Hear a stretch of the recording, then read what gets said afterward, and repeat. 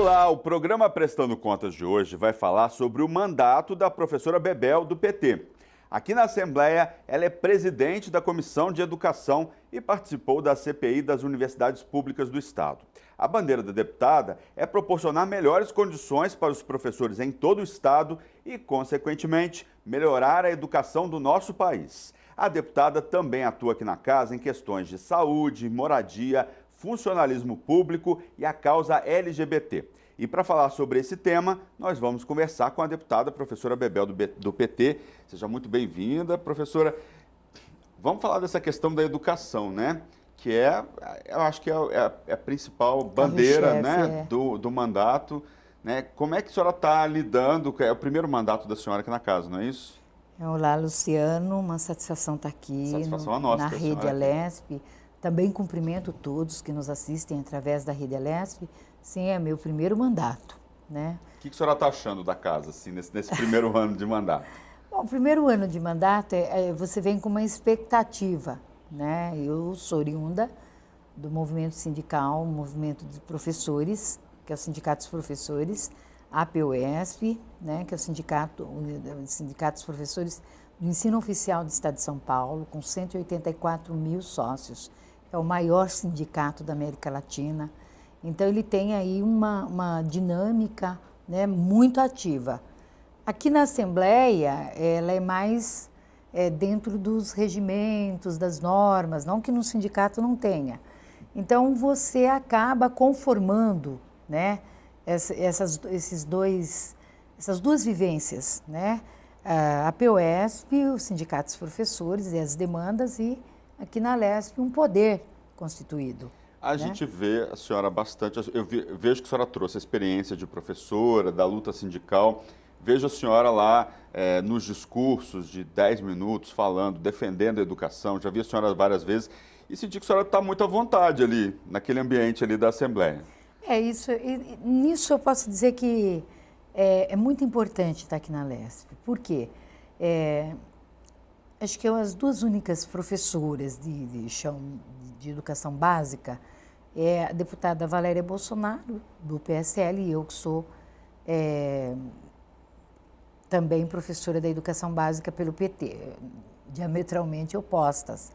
Mas são professoras, né? Acho que isso não diminui o papel de ser mais ou menos professores. Então, quer dizer, quando você tem uma bancada, né, que ainda não conseguiu, quer dizer, a sociedade ainda não atinou para a questão de que quanto mais representação da educação tiver na casa, quanto mais nós debatermos, quanto mais nós lutarmos por educação pública de qualidade, nós vamos reduzir as desigualdades sociais, nós vamos reduzir violência, nós vamos, enfim, eu acredito que até políticas que são paliativas, não, elas serão resolvidas porque a educação ocupou o seu papel, né? Então, eu acho que isso é muito importante, mas sinto também que os deputados que não são da área da educação entendem, em sua maioria, que a educação é a arma propulsora, né, do desenvolvimento do Estado e do país. Educação, a senhora falou tudo, é muito importante para o nosso desenvolvimento, é um problema que nenhum governo consegue solucionar, né, resolver, principalmente a questão da educação básica, né, a gente vê aí o desenvolvimento das universidades. E a senhora aqui na casa é presidente da Comissão de Educação, né? Que trabalhos a senhora destaca nessa comissão durante esse ano de 2019? Luciano, olha, assumir a presidência da Comissão de Educação não foi tarefa fácil, né? Por uma razão. O PT, com os partidos, né, de oposição, nós somos minorias arrasantes. E, com isso, eu tive dificuldade na Comissão de Educação, mas contei com o apoio de uma parcela de deputados, entendi que tinha que fazer uma negociação, né? Então, para mim foi difícil o primeiro momento. Depois não, depois a gente foi construindo um diálogo, né? Os deputados tinham um pouco receio da minha pessoa. Isso aqui vai virar um puxadinho da POESP, vai virar um puxadinho do PT, né? Essa é a questão que eles colocavam muito e acabava que as reuniões ficavam muito mais em debate da minha pessoa, ali, da minha posição, do que propriamente a pauta. Mas com muita tranquilidade eu fui levando, fui conversando, eles foram confiando e eles então votaram que a pauta seria o acompanhamento, que é uma das tarefas da Comissão de Educação da Assembleia Legislativa do Estado de São Paulo, é acompanhar o Plano Estadual de Educação. E aí nós pautamos o Plano Estadual. Nós dividimos em várias comissões, com deputados presentes, né? E nós temos até junho do ano que vem, 2020, para entregar, né, o acompanhamento. Um deputado, que é o deputado Roberto Engler, que ficou com uma das metas, que é o ensino superior, ele fez um trabalho brilhantíssimo, né, de análise e de acompanhamento, né, quis já fazer. Mas outros estão discutindo, para além dos projetos de deputados, né? Nós aprovamos, por exemplo, projetos referentes à Semana do Rock. Deu muita polêmica na comissão. Aliás, a Comissão de Educação é muito polêmica e é legal que seja. Quais né? são as polêmicas além Então, da Semana nessa do questão da Semana do Rock, que é de autoria do deputado Fernando Cury, do Partido Cidadania, ele apresenta a Semana do Rock e o relator foi o deputado Daniel José do Novo, que tinha um voto contrário. E nós conseguimos fazer um debate que a maioria entendeu que não poderia ser contrário à Semana do Rock, porque o próprio autor do projeto, o deputado Fernando Cury, ele expôs a opinião dele, né? Que a Semana do Rock não era mais um dia, mais uma semana. É a possibilidade de um estado, de um município, aliás, do estado, do município, implantar a Semana do Rock com vertentes. Possibilidade de empreendedorismo, por exemplo. Você faz a Semana do Rock, você pode ter o comércio local que vai funcionar, a cultura da juventude que gosta, porque eu gosto de rock, mas outros não gostam, mas quem gosta está sendo atendido. Dentro das escolas dá para falar de história, né? Qual foi o momento que o rock surgiu? Qual que é o momento que ele se desenvolveu? O momento que nós estamos agora? É interessante que o rock, tal qual o funk, tal qual o hip hop hoje, ele era discriminado o rock. Quem era do rock era a turma da pesada, e não é verdade. O rock, né, é para quem tem um bom ouvido e tá muito à vontade para se mexer muito. O rock é um pouco disso. Vem do rock mais suave até o heavy metal, que é o rock mais pesado, né? Então tem uma cultura do rock. Assim como hoje você pode falar, tem uma cultura do funk. Você não pode falar que o funk é bagunça, né? Senão vira tragédia de Paraisópolis. Aí não, o funk é uma expressão daquela juventude que não tem outra forma de se manifestar e, de acordo com a contemporaneidade, ele se expressa, né? Então, desta maneira que eu entendo. Então, a Semana do Rock, esse debate na comissão surgiu muito bem, assim como o ensino de música, a presença de música nas escolas, né? Muito importante. Saindo já desse projeto e a Semana da Música, e ter a música no currículo escolar, né? Eu venho de uma época que tive música no currículo. E a música, para quem... eu, por exemplo, eu sou psicopedagoga. Para quem entende um pouco de como o conhecimento se organiza, ou como você aprende, há áreas no cérebro, né, que a música ativa. Por exemplo, as ciências exatas, né, ativa a sensibilidade. Dá para aprender lógica com música. Lógica com música, porque a música tem muita lógica, horas. Você pega grandes matemáticos, músicos, você pega, enfim. Então, você não pode tratar a música como um apêndice, não, ela é ela também está como um elemento para a formação, né? Não pode ser tratado só como uma coisa de ouvido. Eu que sou professora de literatura, quando você trabalha um tema, uma poesia, quando a música toca, mexe com a sensibilidade, portanto a capacidade de interpretação é muito maior, flui muito melhor do que friamente você ler um texto e não ter outra forma também de uma outra expressão que facilite, né, a interpretação. Interpretar não é só interpretar falando, é cantando, é produzindo poemas, enfim, né, pintando, desenhando, né, são as várias expressões, as várias formas, né, de você se expressar. Então a música passou também na comissão. A senhora ocupou um espaço, presidência de uma comissão, pouco ocupado por outras mulheres na casa. Logo no primeiro mandato, assim, nem todas as comissões, são poucas as comissões que a gente tem presidentes mulheres, né? Como é que a senhora vê essa questão hoje aqui na casa? Assim? Olha, eu vi como um avanço, né? E deixar uma professora é mais coerente ainda, acho. Super coerente, né? Porque não porque os outros não tivessem legitimidade, claro que tem. Acho que todos têm, né? Todos têm. Todo mundo passa, todos passaram por escola, entendem de educação.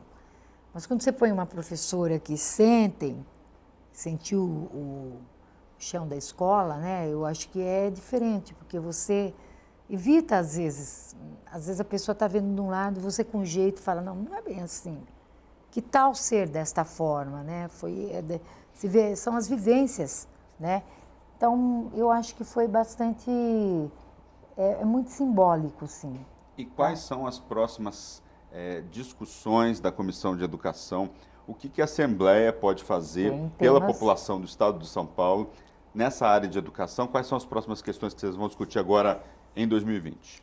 Eu gostaria muito que, pelo menos vou lutar para isso, vou até aproveitar um debate que vai entrar sobre financiamento e para a gente discutir um pouco... Financiamento da educação básica. Mas a metodologia de como dar... Vai ter um debate de plenário, mas também está correndo comissões, né? Mas distribuir o ICMS, né, de acordo com o desempenho do professor, dando nota, o que eu não entendo desta forma. O ICMS é um imposto justo, né?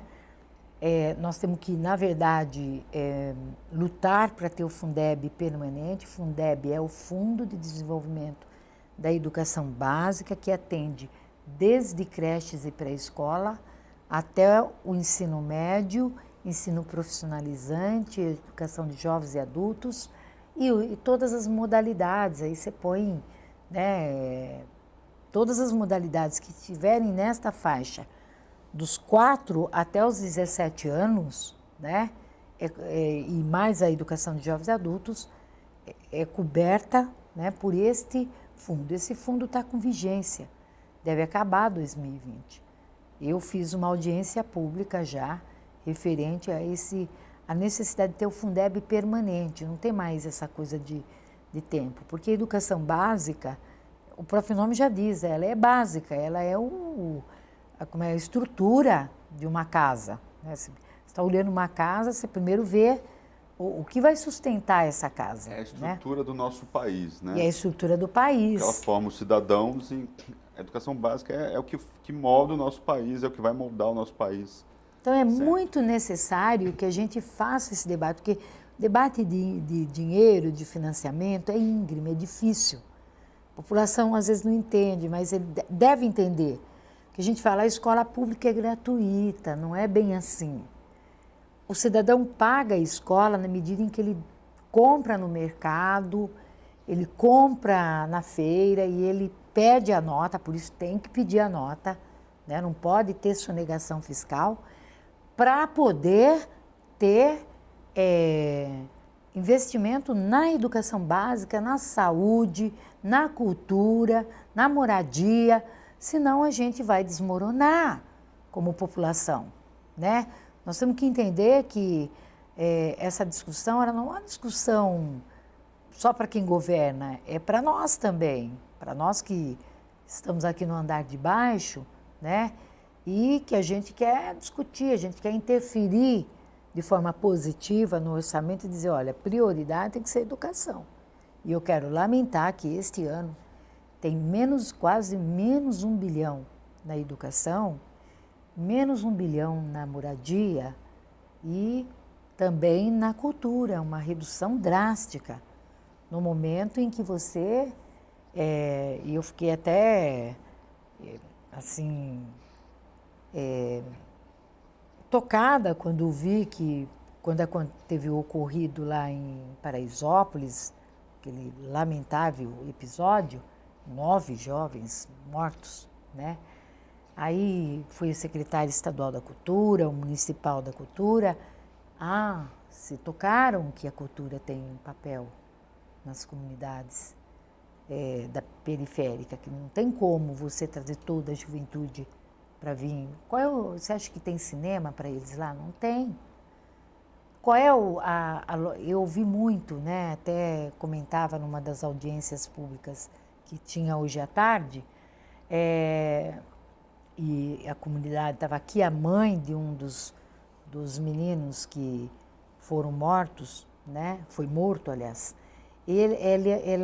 Ela, na dor, ela disse alguma coisa. O que meu filho fez de errado? E na televisão também assisti, porque o menino saiu da Zona Norte e foi para Paraisópolis. Mas onde está o erro de integrar a juventude? É para ficar todo mundo segregado nas suas periferias? Ou a cidade conversa com toda a cidade? O Estado conversa com o Estado? Isso é atividade cultural. Ou então, por que as viradas culturais acontecem? Para todo mundo vir para o centro e se integrar? Ou é um faz de conta? Então, nós temos que claramente entender que investir na cultura, aliás, na minha opinião, ciência, cultura e educação tem que caminhar juntas todas essas que é a formação global do jovem. É o sonho nosso de educadores e que está repartido em partes como se a cultura não dialogasse com a educação e não tem nada a ver com ciência. Cientista é o iluminado, não é verdade. Tá? Cientista pode começar desde aquele jovem, aquele menininho que pega um software e consegue fazer alguma coisa. E ele descobriu, ele não é um cientista?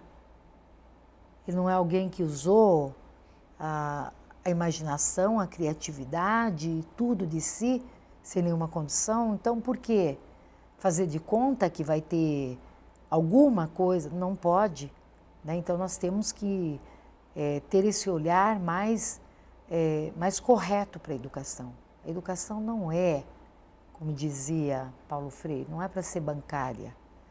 A educação não é para que a gente deposite, como se fosse um banco, você deposita, depois você vai lá no fim do mês e retira do banco através de uma avaliação. Não é para isso a educação. A educação ela tem que formar cidadãos conscientes, emancipados, livres. E hoje é o grande problema, né, da sociedade brasileira, um dos grandes problemas. Tem outros, tem violência, enfim.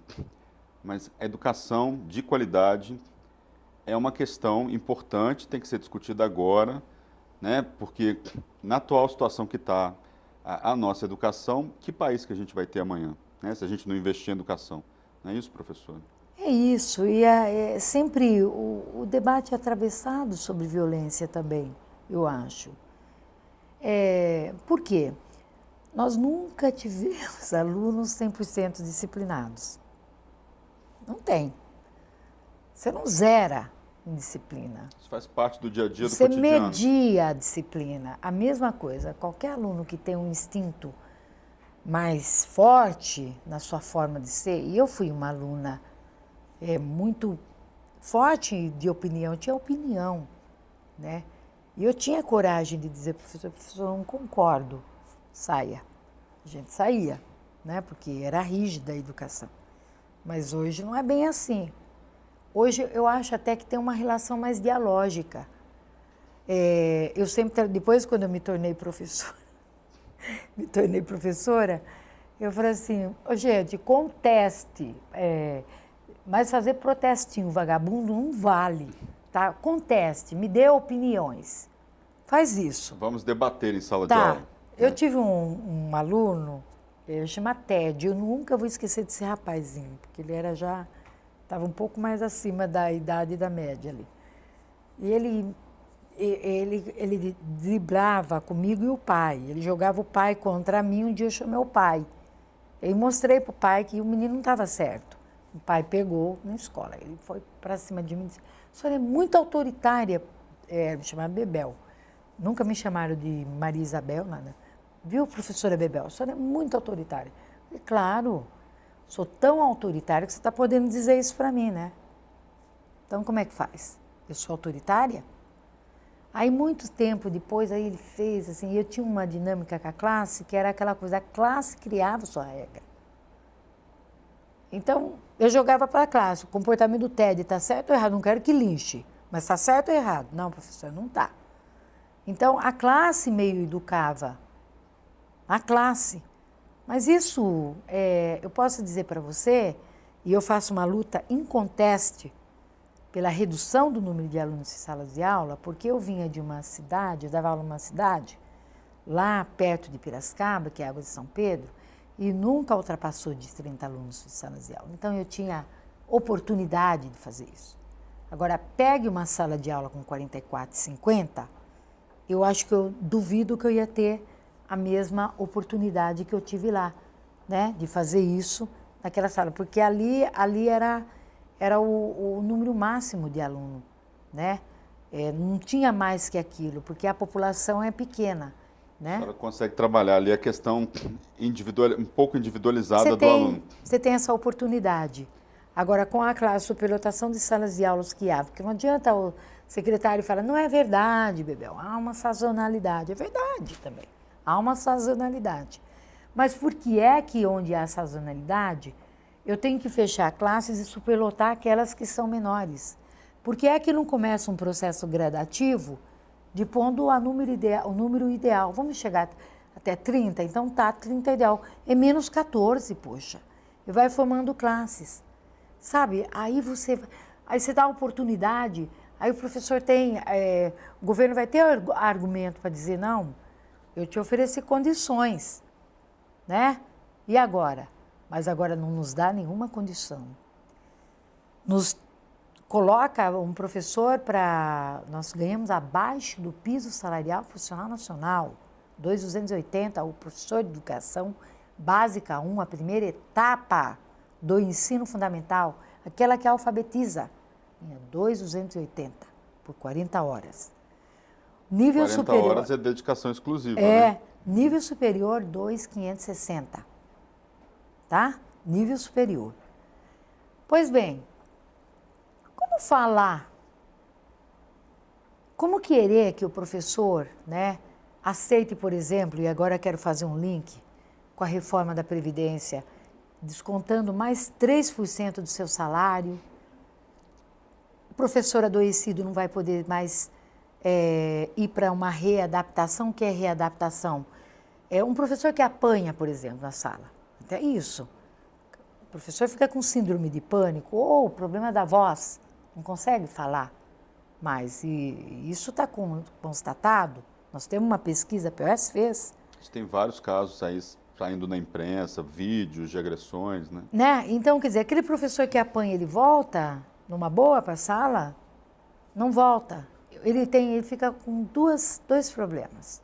Se ele não ficar com síndrome de pânico, No mínimo, ele é o professor que apanhou do aluno, poxa. A moral dele é para baixo. Eu nunca vi e nunca ouvi nenhuma declaração de secretário se solidarizar com o professor que apanhou, a não ser quando tem grandes tragédias, quando mata. O caso da escola lá de Suzano, por exemplo, ou quando há morte de um professor. Não precisa isso. Vamos elevar a mais importante categoria, ela é. Não adianta disputar com ela. A educação não acontece apesar dos professores. Ela acontece com os professores. E os dois atores centrais é o professor e é o aluno, o estudante e a estudante. Não tem como negar essa relação dialógica. Não há telão, não tem televisão, não tem nada que substitua esse profissional. Então, a Globo acordou, né? Ela queimou tanto os professores, deixou de entender por que é que os professores foram tantas vezes para a rua. Agora tem uma série, Segunda Chamada, aquilo que apresenta lá na segunda chamada. Está sendo muito são elogiada as agruras que os professores passam na sala. Aquilo é verdadeiro. Aquilo são histórias, eu diria, reais, né? De drogas dentro da escola, como lidar com isso. Essa complexidade de problemas que vai para dentro da escola e o professor tem que se virar. O professor é um boia fria, Luciano. O professor é aquele profissional que me dói até hoje de falar. Eu, como militante sindical, eu fui até uma sala de aula e ele estava comendo um macarrão branco. Sem molho, sem nada. E eu olhei aquilo, eu falei, olha, professor, eu vou parar de falar. Não, Bebel, pode falar. Não, professor, eu não vou falar. É um desrespeito meu. E o que ele tinha? Ele pôs um micro-ondinhas, que eu tenho certeza que aquele micro-ondas não foi o Estado que comprou. Foi vaquinha que é feita entre nós. O nosso café, Luciano, é vaquinha. Uma coisinha melhor que tiver na sala do professor é vaquinha dos professores. E o salário não sobe. Nada. O que eu digo ano a ano? Se desde que inventou o bônus de mérito, para dar para um e não dar para outro, instituísse 5%. Teve ano que o governo pôde dar 8%, 9%, um bônus gordo. Eu dizia, transforme isso em salário e incorpore. Nós estamos há 19 anos de bônus, 18 anos de bônus. Multiplique por 5. Dá quanto? Dá 90%. 90%. Nós teríamos 90% já incorporados no salário. E tem dinheiro do bônus. Então, até daria para o governo guardar e acompanhar o crescimento vegetativo da folha, esse a mais, só 5% que ele desse por ano. Eu acho que na crise, por exemplo, antes da crise, você pega 2008, esse país cresceu 7,5%. São Paulo cresce mais que a média, 8,5%. Por que nesse período de crescimento do produto interno bruto não valorizou? Quem sabe agora nós não aguentaríamos a crise melhor? Quem sabe? Não valorizou. Então, quer dizer, virou um problema do professor.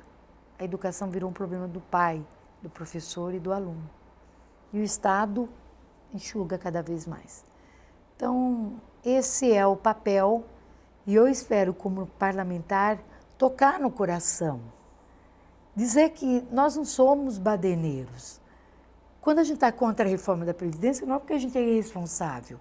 Porque nós não estamos há 24 anos, ou com 24 anos e mais uma gestão eleito aí para tocar. Não fomos nós que gerimos o Estado.